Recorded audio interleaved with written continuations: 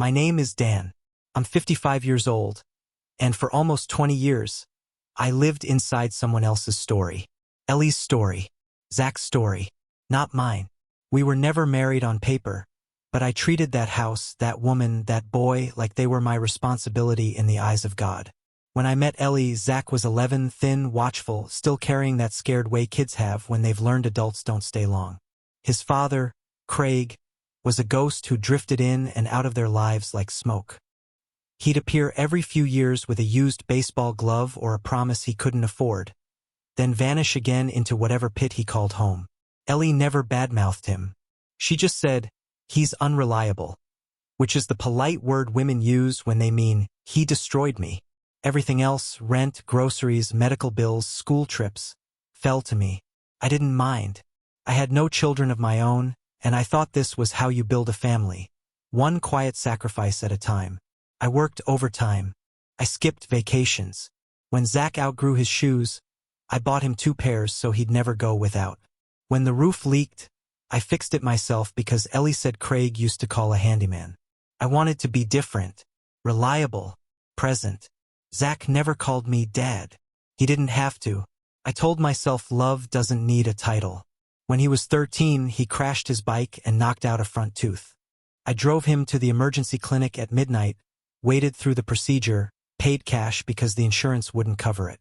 He barely spoke on the ride home, still numb from anesthesia. But halfway through the drive, he said, "Thanks, Dan." 2 words. I held on to them for years. That's what fatherhood became for me.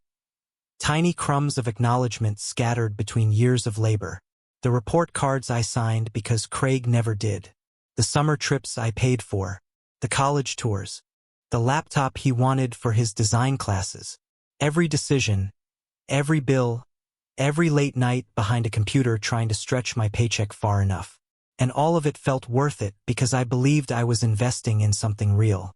In us. Ellie used to say I took things too seriously. She'd laugh when I made plans or set rules, like she was watching someone audition for a role that had already been cast. "Don't stress," she'd tell me. "Zach's a good kid." He was, until he wasn't. When he hit 16, he started pulling away like all kids do, but there was an edge to it. Not rebellion exactly, but distance. He'd mention Craig casually, like he was still part of the picture. "Dad said I should look into that car model. Dad thinks I should major in business." I'd nod, pretending it didn't sting. Pretending the word dad didn't shrink me down a little each time. I told myself it was normal. Boys need their fathers, even the absent ones.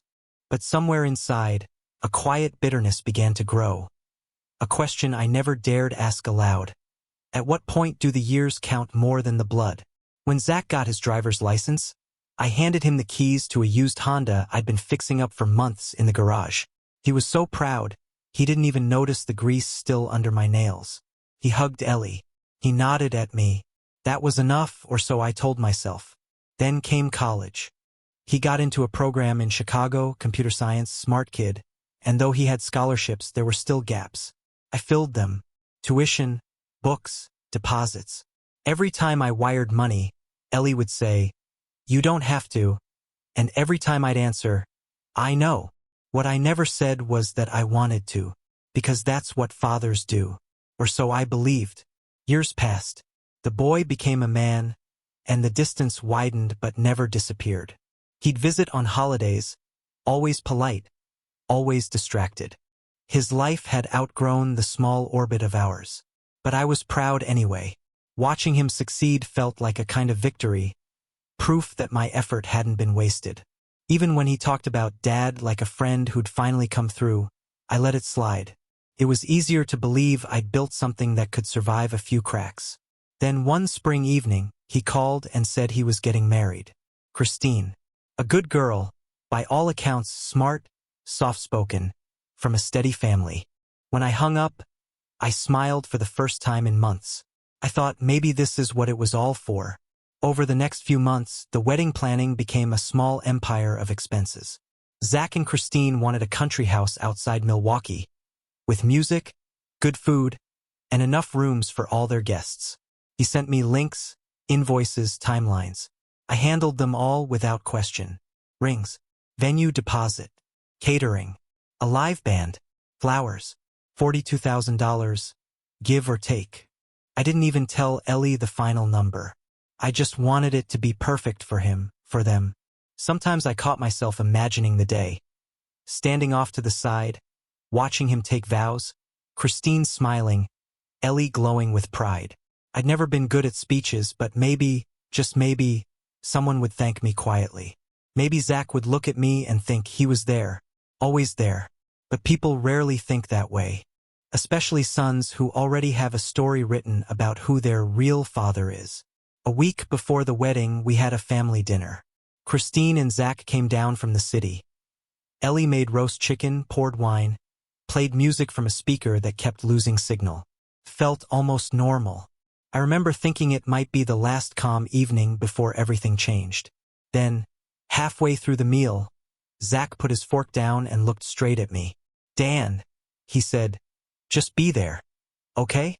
Sit in the back and don't interfere." I laughed, thinking he was joking. What's that supposed to mean? He didn't flinch. His tone didn't soften. "You're not my real dad. I just need you to show up, that's all." He said it like he was asking me to park the car farther from the door. No anger, no emotion, just a rule. The room went quiet. Christine looked at her plate. Ellie's eyes dropped. And for the first time in my life, I realized what silence can sound like when it agrees with cruelty. I nodded, smiled even, told him, "Of course." Then I took another sip of wine that suddenly tasted like metal. The rest of the evening played out in a blur.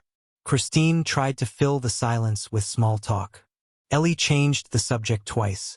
Zach acted as though nothing had happened. When they left, he hugged his mother, shook my hand. That's all. After the door closed, I stood there for a long time, staring at the empty plates. The house felt smaller, like the air itself had been stripped of something living. I walked into the hallway where our photos lined the wall. Zach at 12 holding his first fish. Zach at 18 in his cap and gown. Zach at 23, arm around Christine at Christmas. My hand was on his shoulder in every one of them, but he'd already erased me in his mind. That's when it hit me. The years he didn't see. The nights I worked while he slept. The loans I paid, the favors I called in, the quiet love that never asked to be named. All of it erased by one sentence. "You're not my real dad." It wasn't just rejection. It was revelation. A lifetime of effort condensed into a truth I should have faced long ago. I had been filling someone else's role, but never replacing it. I was the scaffolding, useful until the structure stood on its own. I sat in the living room long after midnight, lights off, the glow of the street lamps crawling across the floor. Ellie was asleep upstairs. I didn't move, didn't cry, just breathed, slow and deliberate, like a man learning how to exist in a smaller space than before. I realized then that something inside me had gone still. Not broken, not angry, just finished. Whatever part of me had believed that love and money could rewrite bloodlines had finally gone quiet. And in that silence, I understood what I would do next. I wouldn't shout. I wouldn't confront. I would simply stop being what he refused to see. The line had been drawn, and for the first time in years, I knew which side I stood on. That night, I didn't sleep. I sat in the dark with my laptop open, the screen burning white against the quiet. Numbers stared back at me. Rows of payments, deposits, balances, confirmations. My life reduced to transactions in Zach's name. I scrolled through the list, line by line. The florist, the venue, the catering company, the band. I had wired money to half of them, scheduled the rest for the following week. Every click had been a father's promise. Every dollar, a thread in the illusion of belonging. I thought about that line at dinner, "You're not my real dad," and realized that every expense attached to that wedding carried the same lie. I had paid for something that didn't include me. I was financing my own erasure.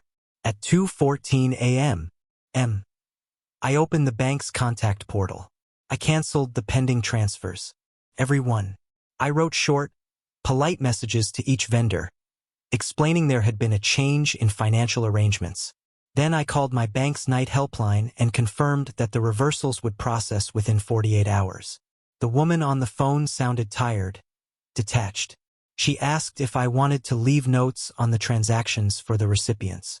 Yes, I said. Send a notice to the account holder, Daniel Carter, stating that all future payments are suspended at his request. Make sure it's official. Make sure it's traceable. When I hung up, it felt like pulling a plug out of a wall. Everything went still. But stillness wasn't peace.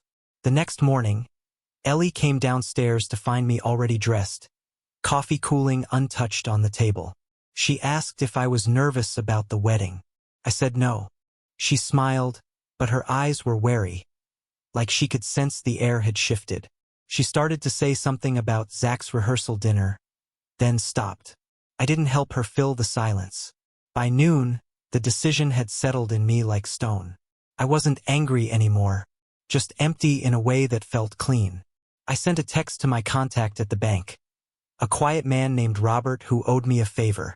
I asked him to make sure one envelope in particular was delivered to Zach's hands before the ceremony began. Not a letter, printed notice, just the facts.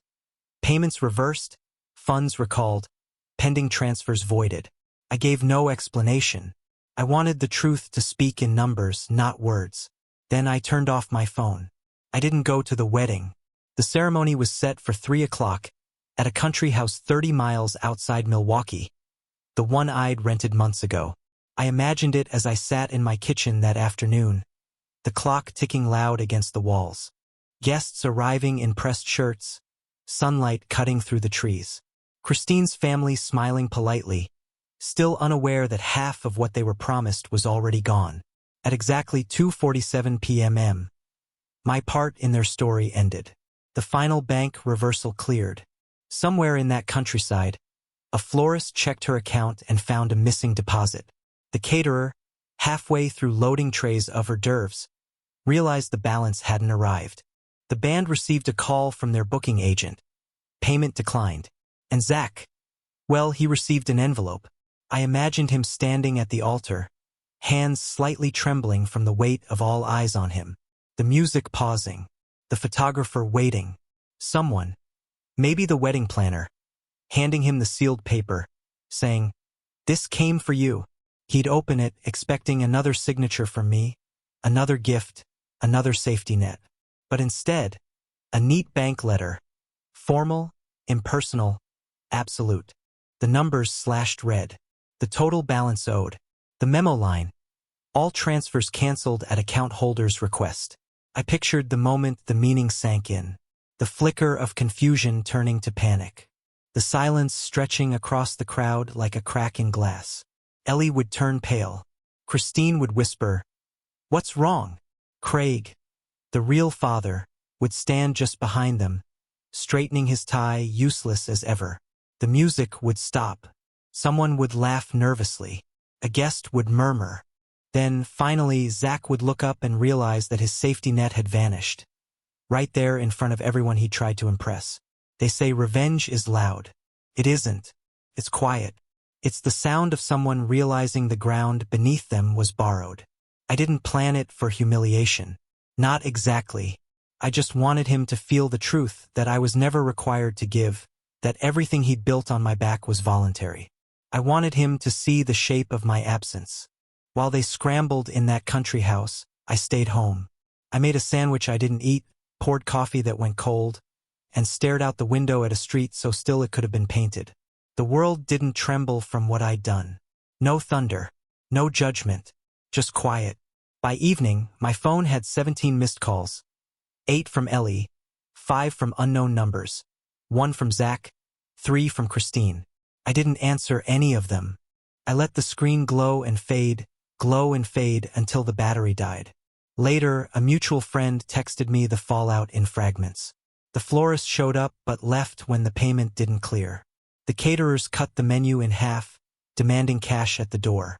Guests ended up eating supermarket cold cuts off mismatched plates.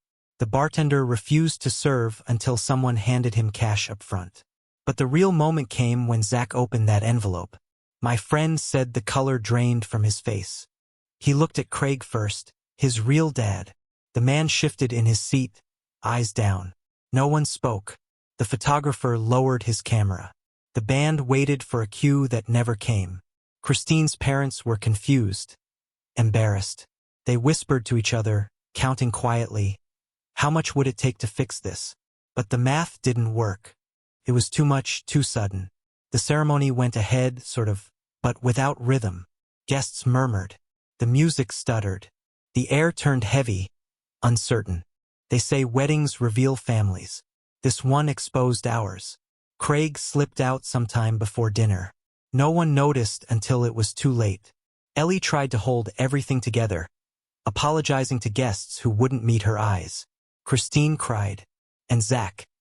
He just stood there, pale and hollow, his face locked in a look I'd never seen before, a mixture of disbelief and dawning comprehension. That night, while they cleaned up the wreckage of what was supposed to be joy, I sat alone and watched the streetlights flicker on. I wasn't proud of what I'd done, but I wasn't ashamed either. It wasn't vengeance. It was math. Years in, years out. Investment and return. He'd withdrawn everything emotional long before I touched the financials.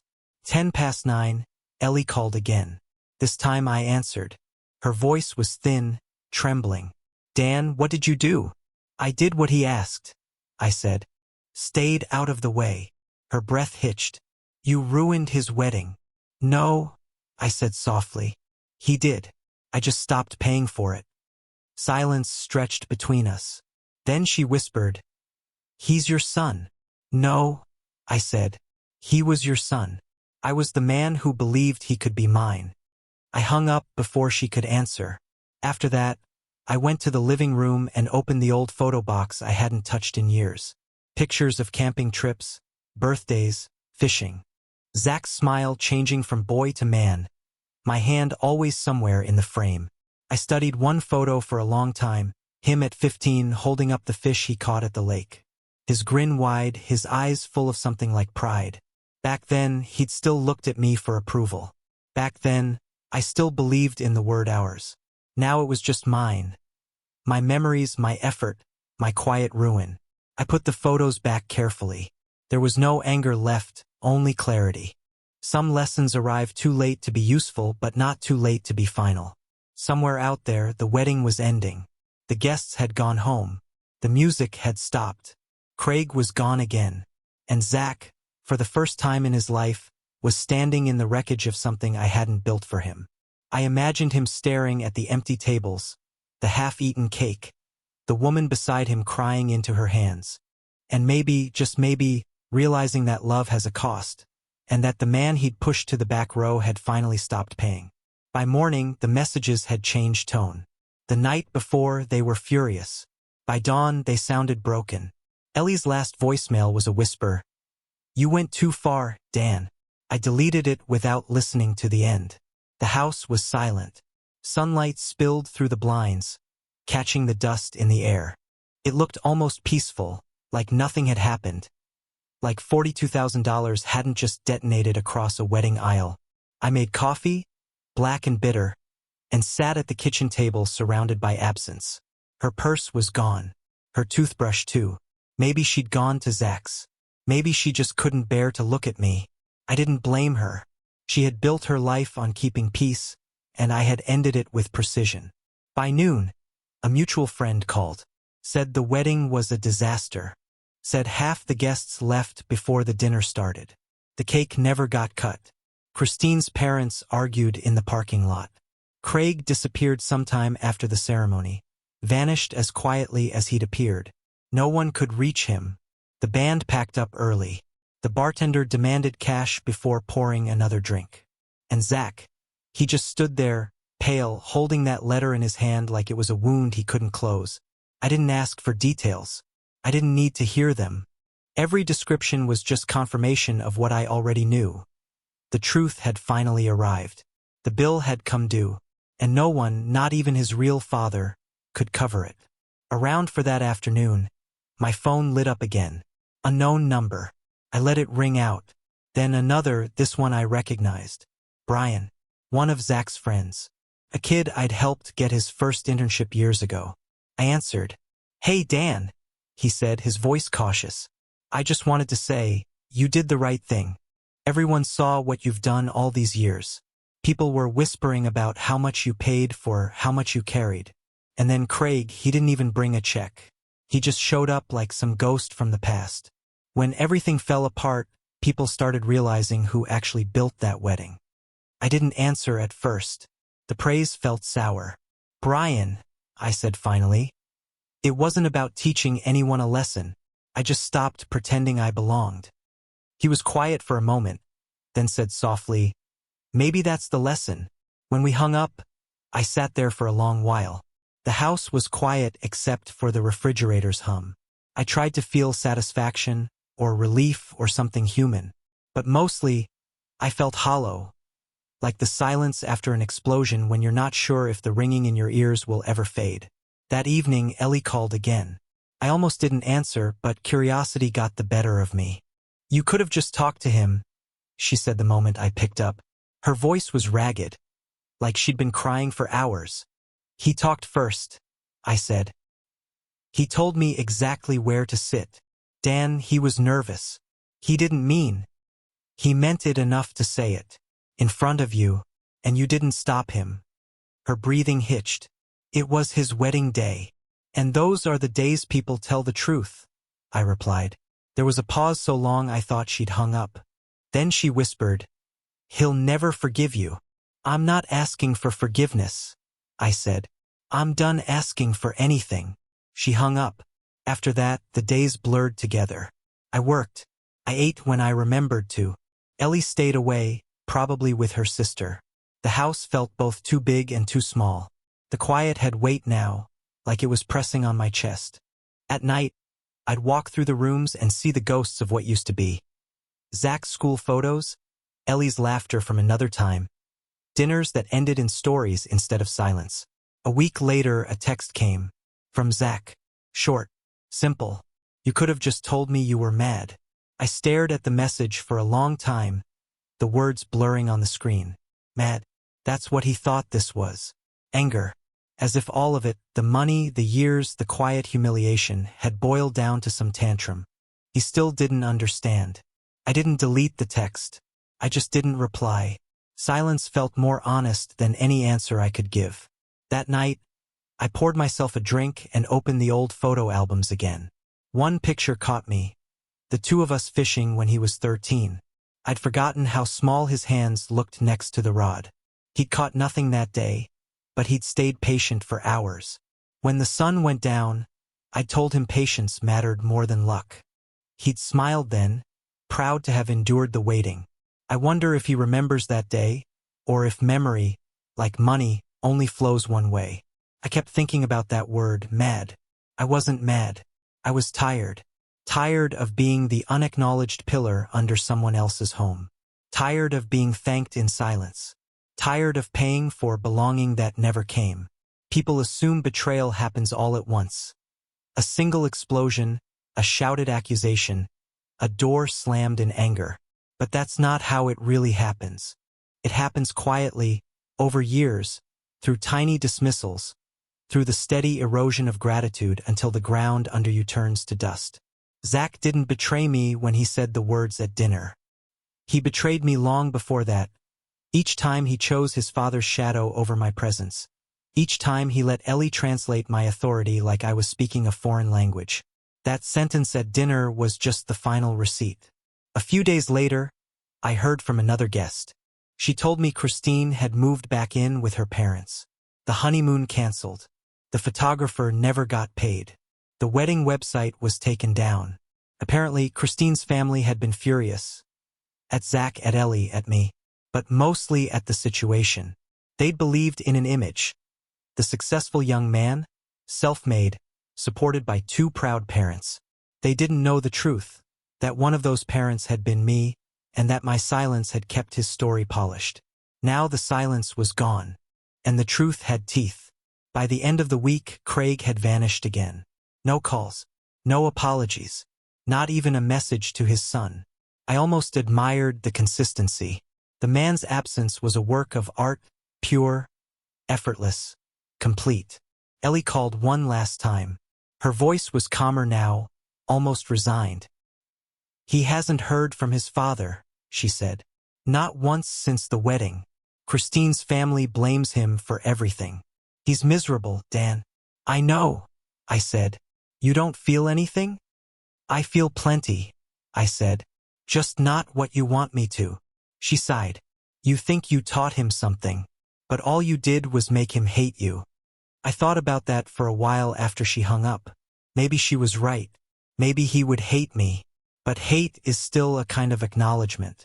You can't hate someone invisible. The next morning, I took down the photos from the hallway. The wall looked naked, but cleaner somehow.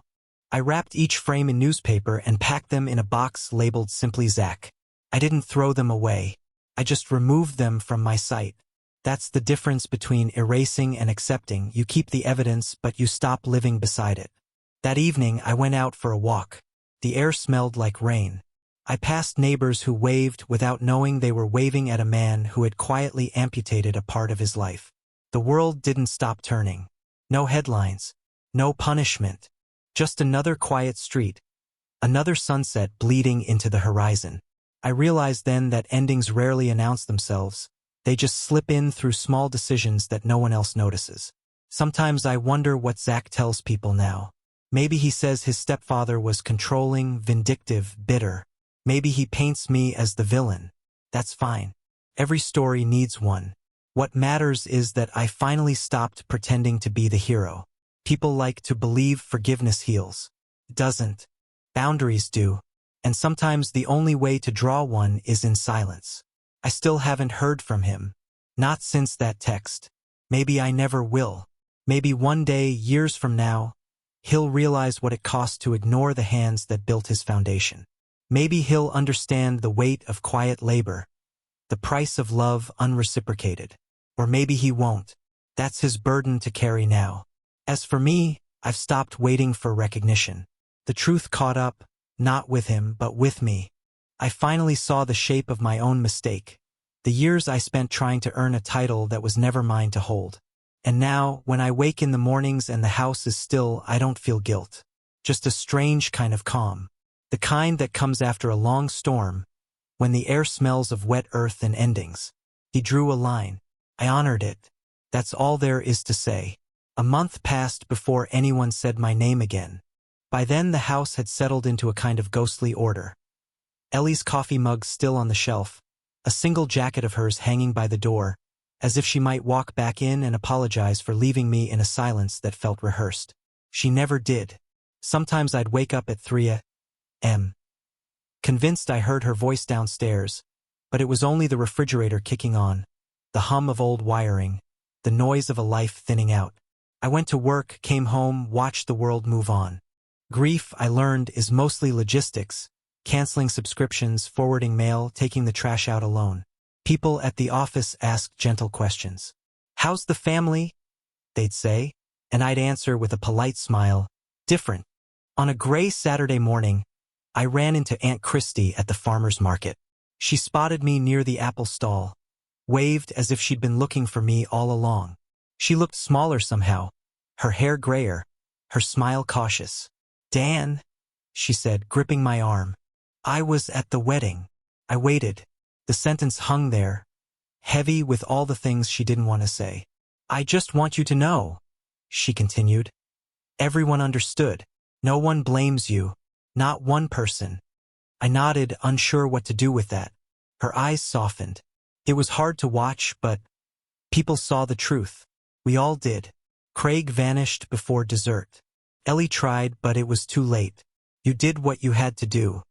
I thanked her, though the words felt hollow. I didn't want absolution. I wanted silence, the kind that doesn't need witnesses.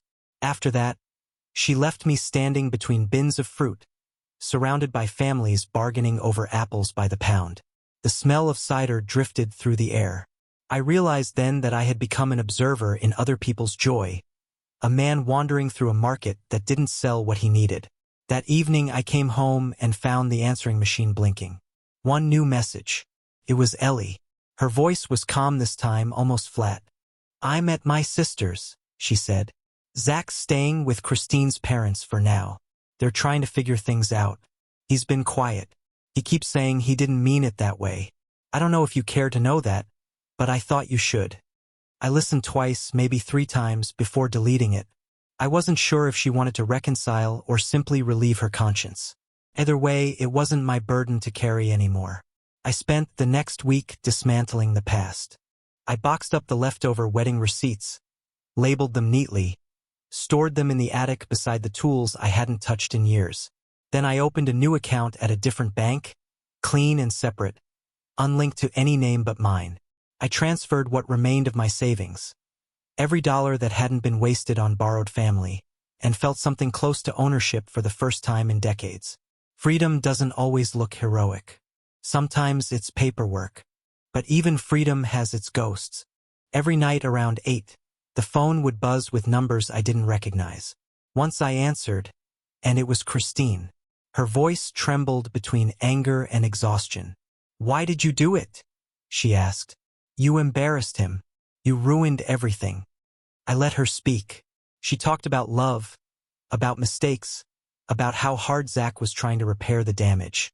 Then she said, almost pleading, "He misses you." I could have told her that missing someone isn't the same as respecting them. I could have told her that regret is often just nostalgia for the comfort you destroyed. Instead, I said nothing. The silence stretched until she whispered, "You really don't care, do you?" and hung up. The truth was I did care, just not in the way she hoped. Caring doesn't always mean returning. Sometimes it means refusing to repeat the same wound. Days slipped into weeks. Ellie never came back. She sent a letter once, handwritten, the kind people use when they want forgiveness without conversation. I didn't open it right away. It sat on the table for days, a small white square daring me to bleed again. When I finally read it, it was full of apologies without substance.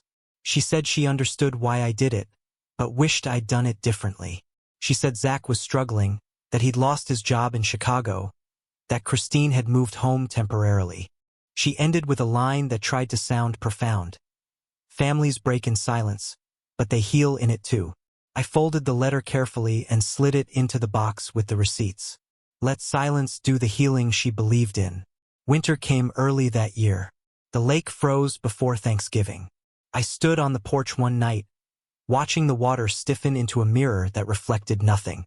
The air smelled metallic, sharp. Somewhere across that frozen stretch of distance, I imagined Zach staring out another window, maybe wondering when everything had gone cold. A week before Christmas, he texted. I didn't know what I was saying that night. Then another. "Can we talk?" I typed 3 different replies and erased them all. In the end, I wrote, "Talking doesn't change truth." Then I turned off the phone. He didn't message again. The holidays arrived quietly. No guests, no tree, no noise. I cooked dinner for one, poured wine, and listened to the house creak under the weight of wind. Somewhere between the 3rd and 4th sip, I realized I didn't feel lonely. Just lighter. The kind of lightness that comes when you finally set down what was never yours to hold. People think closure is a door that clicks shut. It isn't. It's a slow fading of echoes. You stop expecting footsteps. You stop rehearsing explanations. You stop waiting for someone to look at you and finally see what you gave. In January, I sold the house, packed what mattered, donated what didn't. When the movers carried out the last box, I walked through each empty room one final time. The living room still smelled faintly of Ellie's candles. The hallway was bare where the photos had hung. The silence didn't ache anymore. It just existed. I left a single thing behind. A note on the kitchen counter. For words, written in black ink. Take care of him. Not for Ellie. Not even for Zach.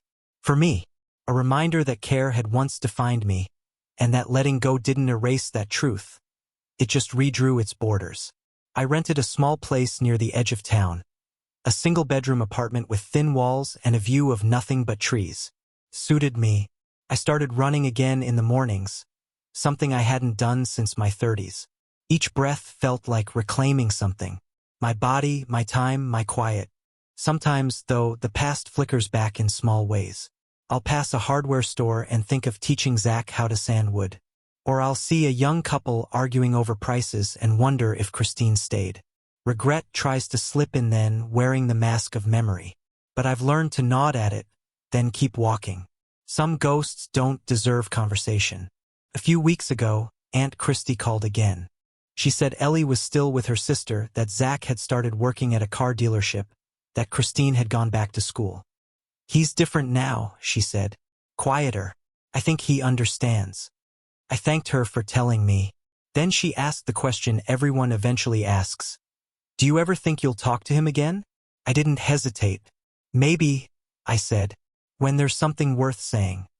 She sighed, and before hanging up added softly, You know, Dan, people don't always realize they were loved until it's gone.